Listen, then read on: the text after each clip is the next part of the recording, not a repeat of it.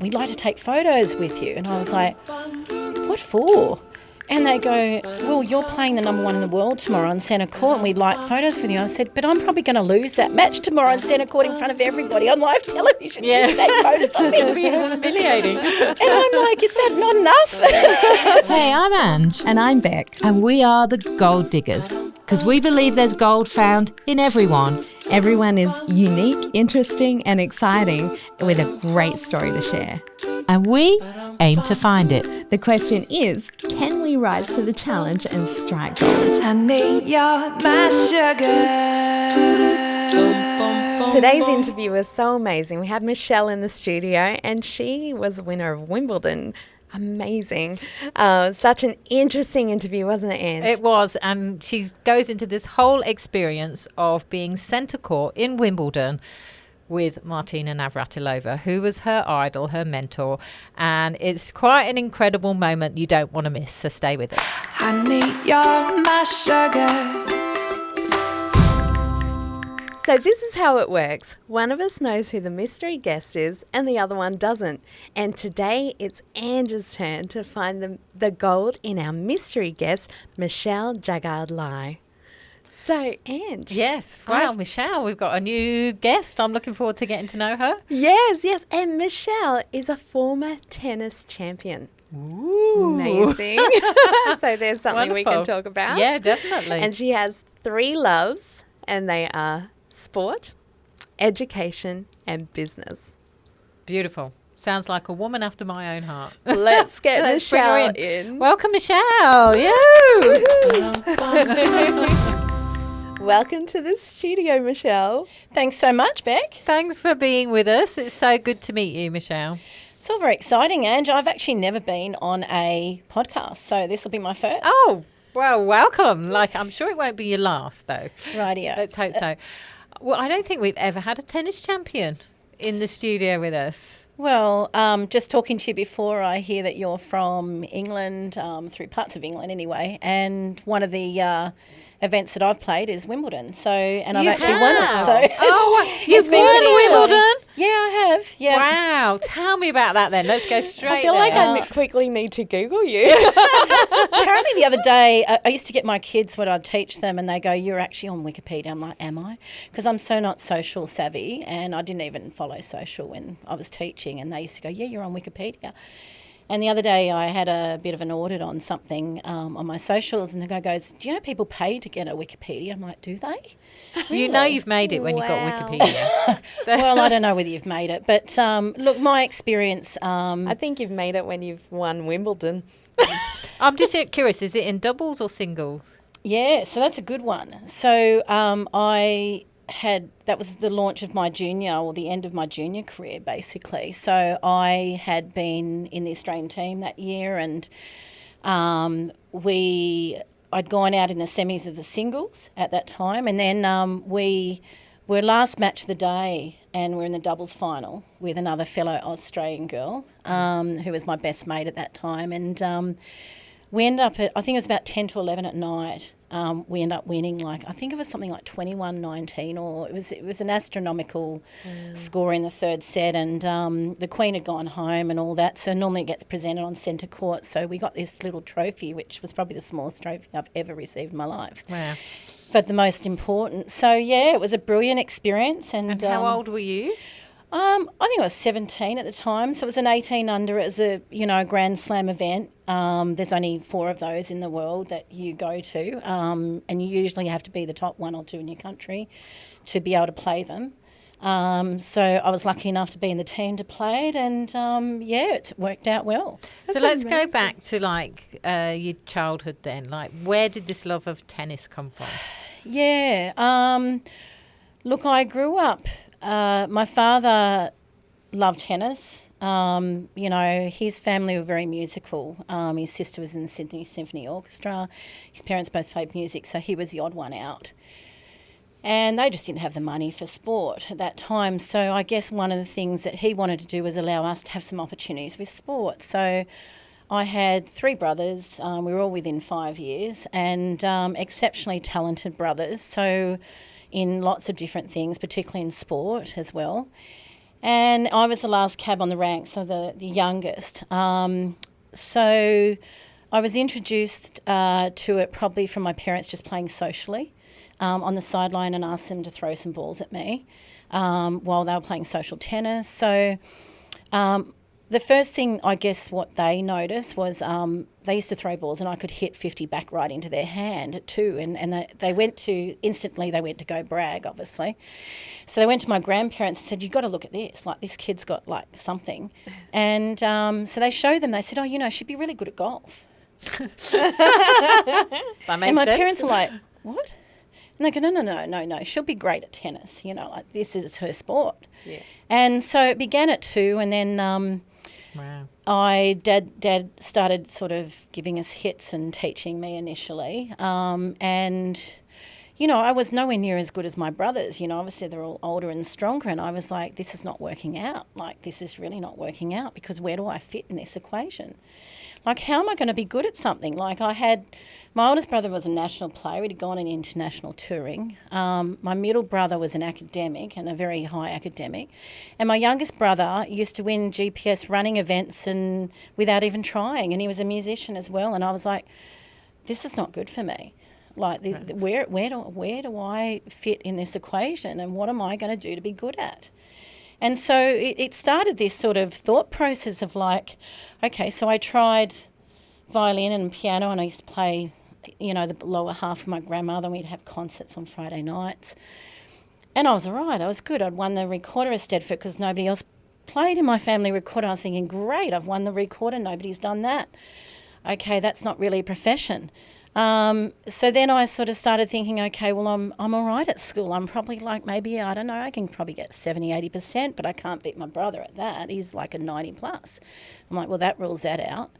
You know, my older brother's, you know, 4 years older than me at my own sport, and I was thinking, gosh, you know, this is going to be hard. And then my youngest brother used to win running. He was a great chef. He's, you know, he played Beethoven without even trying. It sounds like one of those annoying people that just naturally good at Oh, everything. totally. Absolutely, totally. But a window opened up, and that was my opportunity. My oldest brother decided life on tour was not for him. He went on an overseas tour and said, I'm going to uni and I'm going to go to economics. And I was like, oh, thank God.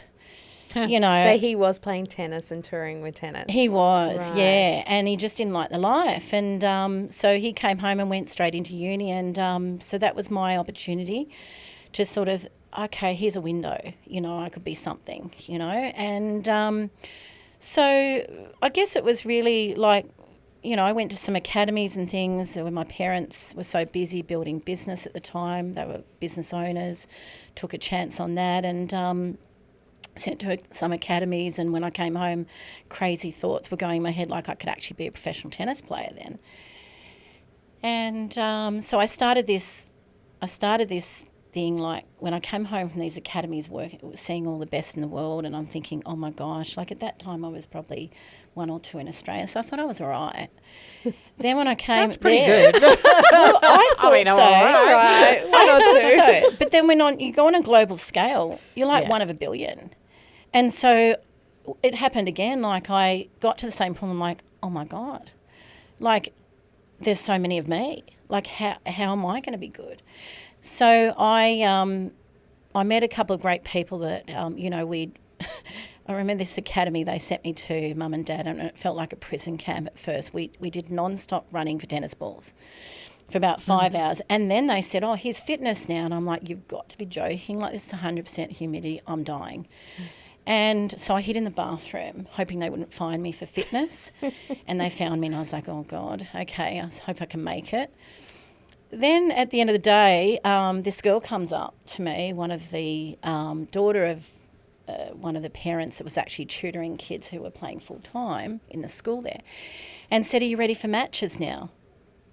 And I just went, you've got to be joking. Like, we've just non-stop run for tennis balls for 6 hours and fitness, and you're asking me to play sets now? Like, that will be 8-9 hours. An endurance test. And I thought about it, and she said, yeah, that's right. She said, that's what tennis players do if you want to be a tennis player. And I'm like, oh, do they? And so it was a wake-up call for me, and I when I came home, I said, my answer to her then was, look, give me 2 days to acclimatise to the weather and this loading and I'll be there. So I started playing sets with them. Then when I came home, I realised I was just not mentally strong enough or physically fit enough. So that put another crazy thought in my head. So I designed this 10,000 skip thing, and I tell my students now, and I'm going, I know this sounds crazy, but this is what I designed, and I don't expect it from you at all. I just want to take it off the table. So I figured, look, the only way I could get myself to concentrate was to do 10,000 skips without missing and do that on a regular basis. Just continually skipping. Yeah. 10,000. Yeah, and if I missed, I'd go back to zero. What if So you lost count? there was no miss. Like, how do you get? I think the counting of that's probably more And taxing. you know what? You've hit the nail. It wasn't, and I tell my students, the skipping was actually the easy bit. It was actually keeping count. Yeah. Like, so what I did was I put this statue, because I thought, you know, like, obviously I'm going to get distracted after a few minutes. So I put a statue in front of my eyesight on a counter. And I thought, how on earth am I going to remember the numbers I've skipped? So I started counting in 1s to 10. So I go 1, 1, 2, 1, 3, 1, 1, 10, 1, 2, 10, 3, 10, 1, 100, 1, 1,000. Wow. And so, you know, like over the year, I used to do it as my wake-up routine. So I got that down to 30 minutes where I didn't miss for Wow, that's 10,000 incredible. skips. And that was before I went on the... So... I think you can get skipping ropes now that actually count it Yeah, for you you. do. I know. I introduced that to my daughter. I'm like, this is too easy. Yeah. Like, they're keeping count. Like, you guys have got it easy. Necessity is a mother I of wish I had invention. that. But yeah, they do. You're right. They have counting. But just think what a good ropes. counter you are now. Well, does that mean like? Well, I'm not sure how to take You were that. acing, maths I don't know and what sport. to say. Now it's easy for I'm a her. professional counter. I made it. Superstar quality. That's pretty amazing to do that amount in half an hour. That's pretty fit to do that. Well, look, I didn't obviously skip 10,000 in the start. Like, it started with, okay, I'll make 100 today. Next week it might be, you know, or the week after or a month after, it was like, I'll make 500. And then, you know, it went to 1,000, and before I knew it, it was 5,000. By the end of the year, it was 10,000, and I just didn't think about it anymore. I just did it. So my routine, you know, I had decided that I could be a professional tennis player, and I don't know why I had that brain idea, because, you know, there were so many great people out there already playing and so much better than me. But I was just determined that, you know, what could I do to separate? What was going to be my thing, you know, my niche, like in my family, you know, and how was I going to go about doing that? Because, you know, I'd like to be good at something, you know, and so this thirst for that came along, and, you know, and then it was like, well, how do I fit it in then? You know, I've got school, I've got tennis, I've got to sleep, you know, all this training. So, you know, I started to build a bit of a routine and think for myself, going, well, how am I going to do this? And started planning. So I thought, well, okay, there's only so many hours in a day, right? So I figured, look, you get your best sleep before midnight, so I'd been told. So I go to bed early at night, probably no later than 9:30. And today a lot of the kids sometimes up to 11 and 1 doing assignments. So I thought, nope, cut off 9:30. I'd rather get up at 4:30 or 4 o'clock to finish the rest of the homework. So I did homework first, probably an hour, go do my 30-minute of me trying to get better at something. Then I go, my parents had then decided that we better get a tennis court at our house, so they bought a new home. So then I'd go out and practice on the tennis court, and then I'd go to school. And that was my morning routine. Wow. And then go to normal school, and I was lucky at that time I had the head coach from the school wasn't the person that impacted me, it was the fun coach at the school.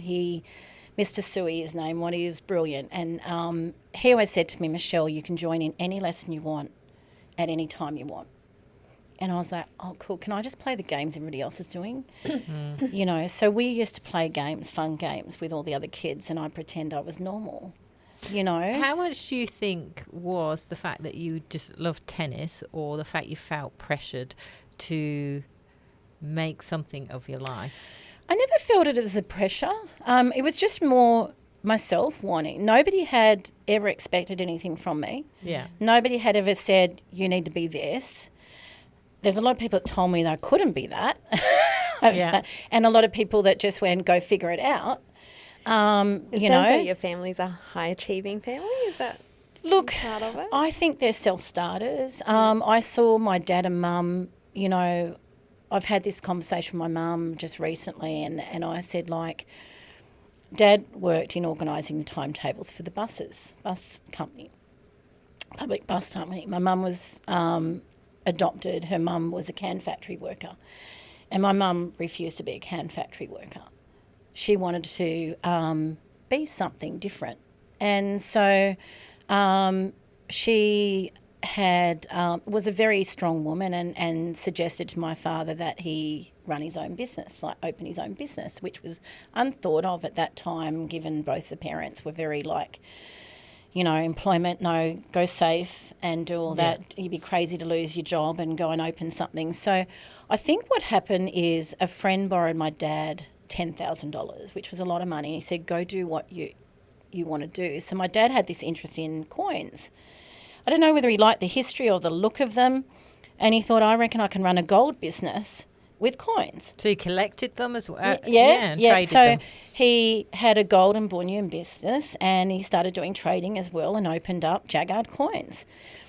And they started from home, and then people would come to the home and he'd collect them and do pennies and shillings and Krugerrands. And we didn't really understand what he was doing, you know, as kids. We were just kind of like, okay, see you, Dad, you know. Dad's got a hobby. Yeah, Dad's got a hobby. I don't know why he left his job, sort of thing. Mum's running around with 4 kids, going crazy and trying to support it. So they started from home. Then they bought went into a building and then worked out a very successful business. I think they were the sole distributors for the Australian Mint in Australia. They were working with the World Banks. They were working with the Swiss banks. So they were helping people move countries as well who wanted a new life in Australia. You know, they were doing a lot of things, and Dad in his spare time was trading at night because he just had this interest in trading. So, you know, that was the business. And then I saw a lot of that on the road because Dad would start finding new coin businesses or people that would trade coins with him. So on the road, he'd take his coins or he'd go and scout for new ones and then bring them back in his pockets through the, you know, as you did back in those, you just stick a pocket in. And I'd go to Dad, well, what's in your pocket? He goes, oh, probably about, I don't know, $1 million in a few coins in my pocket. I'm like, what? Oh, well. And he goes, well, that's the way you do it back then. Like you didn't have to declare anything. You just pop it in your pocket, and that was just the way it was. So Dad would often have these trading sessions with people in the hotel rooms when we're travelling, and it'd be fascinating. I'd watch them, and they go, so how much do you want for that? And Dad wouldn't answer. And he'd go, well, what do you want? And I'll be like, oh, my God, will somebody say something? Like, who's going to win this battle, you know, and who's going to get what they want? So I started to get quite fascinated in this little trading they were doing and going, oh, my gosh, like, how's Dad going to have the patience to not come up with the offer first? And is this other guy going to break first? You know? It's interesting. I've had a similar environment because my dad's in business, and watching him negotiate, it's an art form, isn't it? Negotiation is something that I find absolutely tremendously challenging. Yeah, it's reading people's behaviour. Because you've got to understand people. Yeah. And you've got to understand, to me, I like win-win. And so I'm very much about, well, how can they get the win? How do we both go home feeling like we've had a win? And I've always followed that into my business too. Yeah. Tried to think everything's about win-win attitude, and winning is an attitude for me. Yeah. So I've tried to incorporate that. Yeah. So by the sounds of it, you're in business now. But before we go there, take me back to the moment where you won Wimbledon. What was happening around there? Well, the lead up to that, I probably should say. So I had won the Australian Open Juniors that year in singles. And so I was a number 1 junior, and I think it was the last time I was played on grass at the original Kooyong site, so it's now at the Australian Open site. I had then, I'd won the juniors, and then I was going for the titles again at Wimbledon. So the lead up, and you know what, the funniest thing, it was actually, I don't even know why we were actually in the draw. So what happened was we were in the Australian team, and before the night before, you're supposed to sign in as a doubles team before a certain time at night. And I can't remember, it might have been about 5 o'clock in the day. So we'd all played singles that day, but we were supposed to sign in for doubles. And God be known, both my partner and I forgot to sign in. Oh, no. Oh, wow. So after sign-in, we got this huge lecture from the Australian captain, the coach that was on the tour, and said, girls, we need to talk. You haven't signed in. And we were like livid. The two of us were like, oh my God, we're in the Australian team and we can't even remember to sign in. And we didn't know where to hide. We were thinking, oh my God, this is terrible. But luckily there was an Australian referee who worked in the Wimbledon office, and he actually informed the captain that he hadn't seen. Like, normally the draw at that time is only made up. You have to be nominated from your country. So it's not open. Yeah. So they only had a limited amount of players. So they rang the captain of our team and said, listen, this is what's happened. Just want to let you know. So he managed to put us in the draw. Thank God. Wow. And we played and then we won it. So it was by default. And how many would there have been that you had to play against? Oh, look, usually it's a draw of, in the juniors, sometimes it can be 128 draws. So that would have been 64 doubles teams probably at that time from all around the world. So there would have been 1 and 2 in the world. The players that we beat in the final were seated above us. And the next year they become top 10 in the world on the WTA tour. Yeah. So on the pro tour. So they transitioned very quickly onto the pro tour. I was playing pro at the time, trying to, still almost qualifying for pros at the same time as juniors. So when people say to me, well, how did you transition? I said, well, I don't know. It just kind of happened organically. I was playing both and trying to work that out. And then I went from that year to the US Open, which is the last Grand Slam, got to the semis of that one and rolled my ankle in the match and thought my life had ended. And so I was thinking, I'd won Australian Open, I'd won Wimbledon. I wasn't going to win the French because I had no experience on clay at that point. So there was a lot of great clay court players. It was more to just participate really for me that year.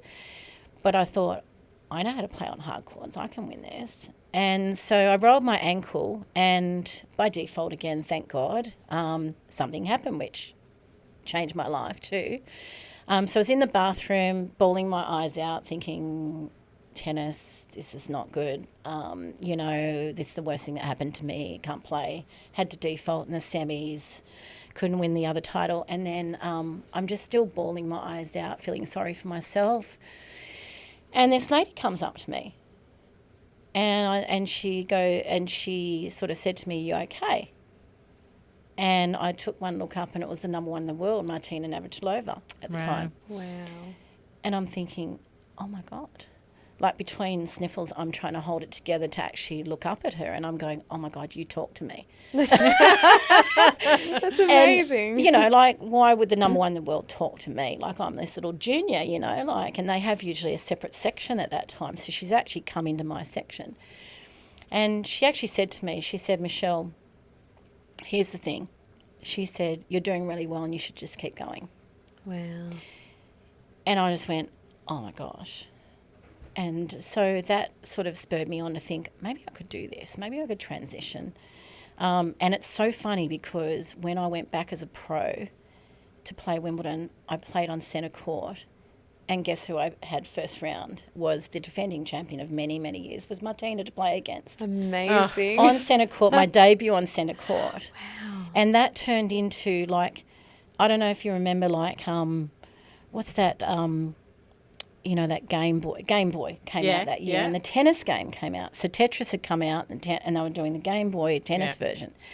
So I got a call the day before from them and said, we'd like to take photos with you. And I was like, what for?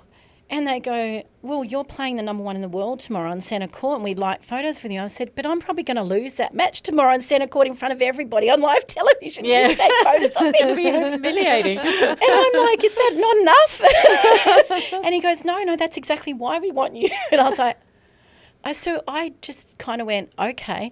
And then I thought, okay, here's the deal. I said, if you give me a brand new version of a Game Boy with the game, tennis game, and Tetris with it, I'll do it for you. See, here's that negotiation coming in. You've learned some skills. So he goes, great, deal done. And I was thinking, that's awesome. That I just thought I had the best deal ever. Would you have been paid for that match anyway? Or Yes. Yeah. Yes. And probably should have got paid for doing the photography, thinking about it now. But Yeah. I just thought I was on the biggest win ever. yeah. You know, so I was as happy as anything. It was a terrifying thing because we'd actually, after she had given me some hope in speaking to me in the juniors, I ended up being her practice partner for a while. She asked me to Wow. practice with her because I used to run every ball down and was a great practice partner. I mean, there's probably an age gap, but quite a big age Yeah, gap. I think we're about 15 years different. So she was sort of like that next generation moving out and we were the next generation coming in. So my role model was Chris Evert because everybody wanted double hand backhands like Chris. Then I moved my role model to Martina because I wanted to play volleys and serve and volleys. So I wanted to evolve my game to that. So Martina was like my idol. So to get her at that time speaking to me was huge. Yeah. The impact was huge. But to play centre court with Martina, not many people in the world really get the chance to do that or can say that they've done that. No, because you almost have to draw the number one to actually play on it unless you are number one. Yeah. Because Or you have to get really high up into the competition, well, don't you? yeah, you need to be in the top 100 in the world to get into that draw automatically on the Pro Tour. So I had worked many years to try and get in that position to be able to get in the main draws of pro events And like how that. old were you at that point? Good mem. I would probably say I was around by this stage maybe 20, 21 or something like that. Wow. So she became a bit of a mentor to you? Well, not by design. It was Yeah. just sort of like she didn't know it. Yeah. But it definitely had a huge impact on me. The fact that, you know, just really looking up to her. She was She changed sport for women because she was the first one that went and trained like an athlete and started to look like an athlete. She was just a lovely person, you know, and so... In the world of tennis, because obviously for me, growing up in England, Wimbledon is like the ultimate tennis competition. Is that the same in the world of tennis, that Wimbledon is like the peak? Yeah, I would say Wimbledon still is probably the biggest event you'd ever want to win. Yeah. I mean, you know, the other ones are also great, but I think just the tradition of it, it's kept the tradition. And to the tennis player world, yes, Wimbledon is definitely a big one. But I think now today everybody's like, well, what one would you like to win? Yeah. Now, so it's very individual now how people look at it. But back then, yes, absolutely. Everybody was like, if you've won Wimbledon, you're someone. You've made it. Yeah. Yeah, it was like that. So you had this, obviously you didn't win that match. Look, I tell you, I nearly lost love and love. Like, it was embarrassing. I was sitting in the you have to go into this waiting room after you've watched that quote that they have about being triumphant in defeat and how that defines you as a champion. So I read that on the way going, oh my God, I'm going to need that when I come off. I need to take note. Sat in the sitting room and we had normally talked to each other. So we're now sitting opposite each other and neither of us knew what to say to each other. It was the most awkward silence I've ever had in my life. It's like when you're trying to strike a deal with a business and nobody wants to speak first. Yeah. Or my dad, like it reminded me of that awkward silence when nobody's, you know, saying anything. And that was us. So we're sitting there and so we go on, not said a word, not even said hello. And so we were in our own world. I went on and before I knew it, I was down 3-love and I didn't even know what happened. I was so nervous. I'd never been on the centre court at Wimbledon. It was quite personalised because people are on your level. It's not up in a big stadium where they're up high. Yeah. And that was very new. So it felt like you're playing in your backyard, but then you've got all these people looking at you losing 3-love. And I was just going, oh, my God, stop it. Stop. You mean, 3 sets, myself. it's gone. You mean 3 points? No, 3 games to love. I was down. I hadn't even hit a ball in the court yet, just about. Couldn't get a serve in, couldn't do anything. I was just like, oh, my God, this is really bad. So I sat down on the change of ends and I said, stop it. Just stop it. This is nonsense. I said, okay, what can I do? And I thought, well, I reckon I could hit down the middle like 10 times, like no Indian lines. I'm just going to hit down the middle. Like, I don't care, like 5 feet in either side. Surely I can do that. I'm just going to get that serve in the middle of the box, and that's all I'm going to do. And that was the plan. Yeah. Because it was the only thing I could think to do. Like, she was so outplaying me. I was so nervous. I couldn't think straight. So I thought, okay. Would have been intimidating too. It was because, you know, she had been already multiple defending champions. It was opening match of the tournament. So the defending champion actually gets the opening match. So that was opening match of the tournament. It was a big deal. In my world, it was, in my head. So on the next game, I started winning a game. And I was like, oh, my God, I won a game hitting down the middle of the court. And I did it again, and I did it again before I knew I was actually competing. So I ended up losing the match. I think it was 3-2, and it was a good match. Wow. And I came off the court, and it was funny because my husband had got to know her coach at that time, and they had a chat off court, and he comes up to my husband and he goes, oh, my God, Martina was so nervous. And then my husband goes, really? And he goes, Michelle was just livid. I've never seen her so nervous in her life. And he told me that. I'm like, why would she be nervous? So it was very much like that. And then, so it made me realise these people are people. You know, what am I doing here? What am I putting people up on pedestals? Yeah. Stop it. So it was obviously a very defining moment for you in your life. And, you know, have you continued in tennis from that point on? What took you in a different direction?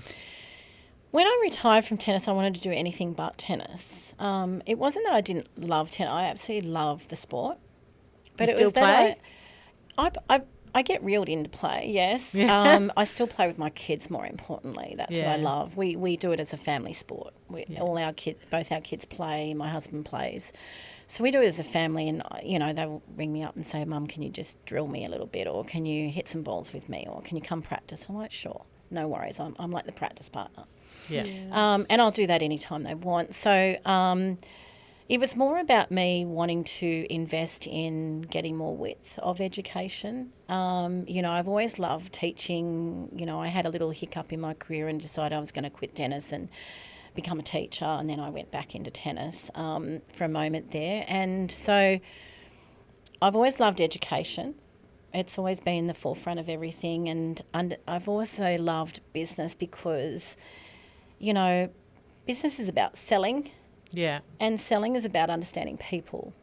And from selling, you can get win-win result for everyone if you do it well. So was the education in sports or? Yeah, and the education, what I love about sport is what it brings to your life, because sport to me, if you have an athletic mind, it has 3 parts to it, as in my world, is one is the ability to have amazing self-awareness. You need to have that because you need to understand how you're feeling, make decisions. You know, every day you get a very short amount of time before the next ball comes back to make a decision. So you need to have very good awareness, you know, and adaptability. You know, like you're dealing with winning and losing every day. You know, we don't get paid unless we win. Yeah. Right. So you've got to deal with that every day. You know, and if you don't get into a tournament because your ranking's not high enough, or you're in qualifying and they give you shirts that say you're a qualifier, you know, and you got to deal with all that, you know. So the adaptability. I love that correlation between sport and business that you've got. They all go hand in hand. Education, sport and business go hand in hand because athletes are entrepreneurs. Yeah. They really are. They have to be entrepreneurs. They're adaptable, they've got self-awareness, and they've got really good resilience. So you need all that, and if you have to create a win. Now, entrepreneurs have to create something. They're not employees. They have to create a way to get a living, to create a living. Yeah. And if you don't create it, you don't get paid. So it's the same as athletes, right? So, and in business, you know, you bring that across to business, it's assets.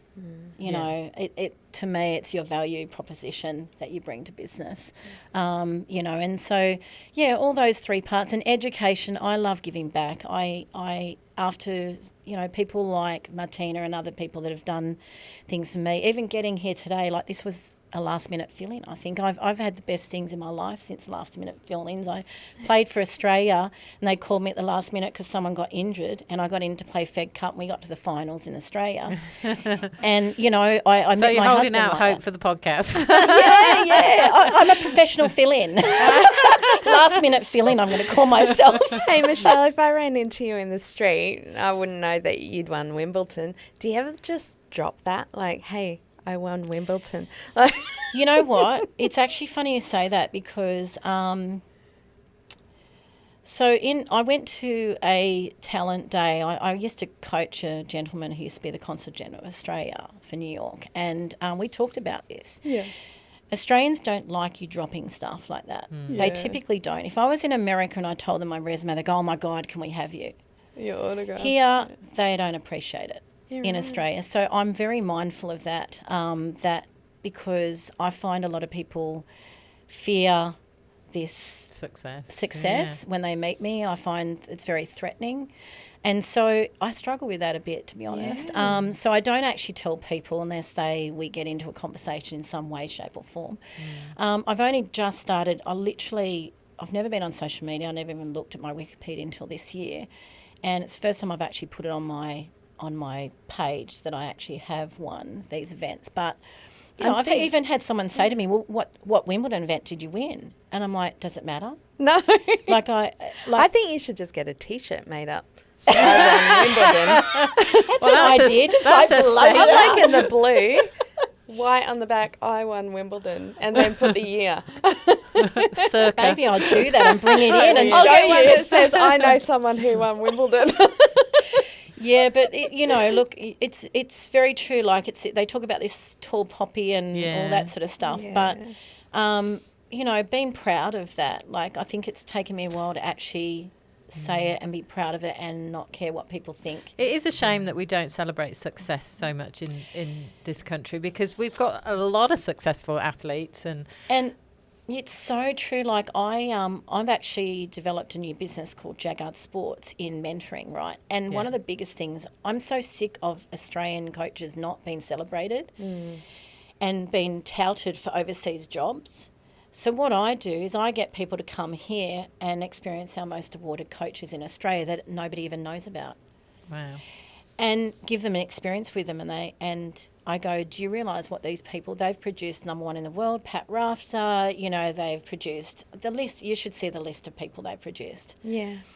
And they don't know about them. Wow. And I find that absolutely mind-blowing. Yeah. And I thought, I need to do change here. You know, we need to let people be recognised. We need to acknowledge them. We need to have them as mentors. We need to get as many people as we can around these people, because they won't be around forever. Yeah. You know, a lot of these are in their 70s, 60s, 70s, 50s, you know, like they're brilliant people. So your business is like a coaching agent, is that? No, it's so it was designed. It's designed for athletes to have access to sports minds, people that have been champions, most awarded coaches, and at the ground level. So not when you're pro, because you can get all that in the pro level.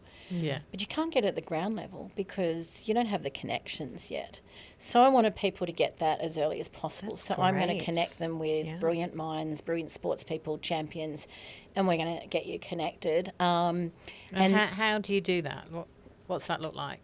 So I've literally just launched in 23. So I'm trying to figure it out myself because I'm not very digital savvy at all. I'm you know, pretty much a people person like this. So what I do is I offer a mentor program. I also offer homestay experiences where they come into my home.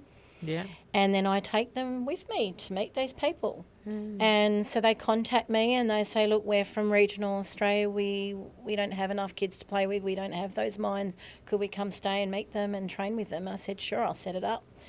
Sometimes it's people that have reached out from overseas and said, look, they're at a roadblock with their sport. We need someone like you who knows it firsthand what it's like and going through those stages. Could you help us out? Yeah. So Right. I've opened up that line for athletes, but what I've found now is from giving back, hours, because I always feel sorry for the industry. It's so expensive. Like my dad actually handed me the receipts of how much it cost me. Yeah. Cost him, I should say, and it was $1 million Yeah. from right. start to end, right? And I go, the first thing I got on the phone, I'm like, Dad, I can't afford to have an athlete in my family. Yeah. And he goes, you'll go figure it out, Michelle. Yeah. And I'm like, so, yeah. So when you think of that, I always feel sorry for the parents. So I started to offer free things for parents, give backs. And I said, look, you can have it as a parent, you can have it for your athlete, or you can have it for a coach. I don't mind who uses it. It's just a give back. 90% of the participants that took that up were parents. Wow. Wow. So I've started to offer parenting mentoring, and I've created a 6-step system of how to get your child moving from external impacts, is where your parents might impact you because they might have said you could be all right at this, to internal influences, which is where we find the thirst inside and we're driving that boat. And the parents can then just enjoy the journey with them, because so many are so stressed out Yeah. and they're not having a great time with them because they're so worried if they win or lose, and then it doesn't allow them to get into this. And I've invested all this money, and where's the return? Yeah. So I want them to understand much bigger than that sport allows you to be success in so many things, and how we transfer that across to life skills and huge successful careers. I love that. Like, I could totally see the need for that, particularly for parents. I mean, my son's a musician, but I often can match, like, he's gifted in music. It's the same as whether you've got an athlete. He's an athlete in the music industry. But there came a point where, for a parent, you have to decide, is this just a hobby, or is this going to be a profession? And when it's a profession, you throw yourself all in, and it does cost you a lot. But where, as a parent, do we know where that, when it's actually, okay, no, this is the stream that they're going to go in? You've hit the nail. It's probably the biggest problem parents say to me. Yeah. And the first thing I say to them is, there is no return on investment in a monetary sense for you. So let's take it off the table. Yeah. It's not like you go and buy a house and it goes up in price over time. It's not a long-term investment in monetary terms. What you're investing in is you're investing in your child. Now, if you invest in them, regardless of whether they win or lose or become champions, what you're teaching them in that process, they'll be bouncing off into sensationally successful careers because of what they learn from sport Yeah. and this process they're going through. So when parents disengage from that, they then start enjoying it themselves. The kid actually starts winning more and finds their drive. Yeah. So therefore, it's very easy for the parent then to recognise how much it means to them. So they stop questioning, does this kid think it's a hobby? Do they think they could do something? You'll start to see them blossom, and then the parent just goes, I'm just here for the ride with them. And so my mum was very good at this. My mum, I remember I played at the US Open. I was playing qualifying for the Open. And I came off the court. I'd won that match, right? And the first thing she said to me, have you had enough tennis yet? And I said, are you kidding me? I said, like, this is what I love, Mum. Like, this is what I do. Like, I love playing. And she goes, I know, but you need a life. And I said, but what do you mean by that? She goes, well, we need to go and have some fun off court. We need to have a life off court. And I said, but all I want to do is play tennis. And she goes, no. We need to have fun. So she used to take me out to nightclubs. She used to take me out to, we'd be the last one leaving. I'd have to take her home. And she made it fun. There was not one discussion on, oh, you played, like, well done today on winning. We never had that. She never asked me if I won or lost. She just said, are you ready to have some fun now? Yeah. And so It's amazing to get that balance, because as parents we want to drive our kids to success, particularly if that's their chosen path, and kind of knowing where that balance is. So it's great that's great advice, because rest from those things is as important, isn't it? Absolutely. And, like, just having fun with your kids. Yeah. Like, And probably too, not being disappointed if they do start in sport that they're very talented at and don't continue in it. Because I know, like with my daughter, she is an amazing dancer and won many Stedfords throughout her dancing time.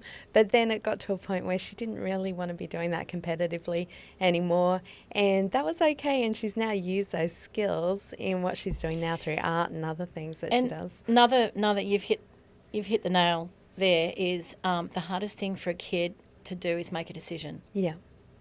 It actually is. I've heard this from teachers in schools. When my son was struggling a bit at school, one of the teachers came up to me, I just want you to know the hardest thing is actually make decisions for kids. They don't actually want to fail. And I was like, and that hit home, and I was like, oh my gosh, they actually want to learn. Kids actually want to learn. They don't want to fail. But it's not like they wake up in this world and go, I want to fail at things. I don't want to learn. It's been ingrained in us through external influences. So if we didn't have all that, you know, they wouldn't be thinking like that. So it's about encouraging them to help them make decisions. The best thing is that your child made a decision about what they want to do next and how important it was for them and how they could use their skill set into the next vocation they want to do, which is brilliant because you can then go, oh my God, they're self-motivated. Look at my kid. Yeah. You know, I'm so proud of them. Like they know what they got their shit together. You know, like that's the hardest thing for any kid. They know where they want to go. Well, it's like a lolly shop. Yeah. Like today, like there's so much on offer. There's so many distractions. It must be even harder for them. You imagine it. And you're just going, you go to uni and there's like, you know, so many courses you can do. You can do a short course, long course. You can do online, offline. And they just come home, they go, where do I start? Yeah. So starting with you is what I'm about. Like when we do mentoring, it's not the athletes. Who are you? Yeah. You know, your talents, you know, actualising your talent is about you, your talents, not your athletic talent. It's your personal talents. What a beautiful way that you've used all your experience and now you're pouring it back into what you do as your business. Like that's an incredible Which leads use me of it. perfectly into the gold. So, you know, I just want to reveal what I think the gold is in you, Michelle, because you've gone from champion to championer of other people. So you're actually championing others now. And I love the fact that you've pulled out the skills, not about what it is to win a medal, but what it is to win in life. And you've pulled out all the skills that you've learned to then give back and to enable other people to win at life.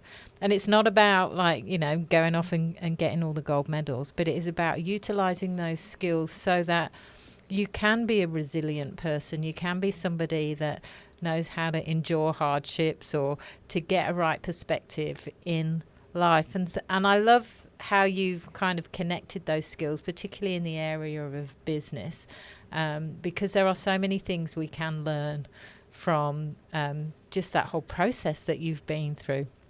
So I love the fact that you have, it's almost like you're still playing tennis, but you're just not on a court. I love that. It's my way of playing still. Yeah, exactly. Yeah, and you've actually, I've never thought of it like that. Thank you so much for just encapsulating that because I couldn't put my finger on it. Yeah. And you've managed to do that. And I think it still feels like I'm playing. It is. And that's what I've loved. Yeah. And I've just loved playing. And I found that love, you know, I think someone asked me once, do you love the ball or do you love the racket? And I thought, what a weird question for an interview. And I thought about it. I'm like, well, the racket's no good because it's just a tool. But I love what you can do with the ball. Yeah. You know, that process and the challenge of that. And that's what I've loved about the game. Yeah. You know, it's not all the glam of the winning the trophies. And as I said, like the smallest trophy I've ever received in my life is the Wimbledon trophy. Yeah. It's the smallest one, you know, yet it meant so much. So it's not about that. It's more than that to me. And it's about these experiences and doing more of what you love on a daily basis. And that's what I love. Yeah, beautiful. So what is the name of your company business?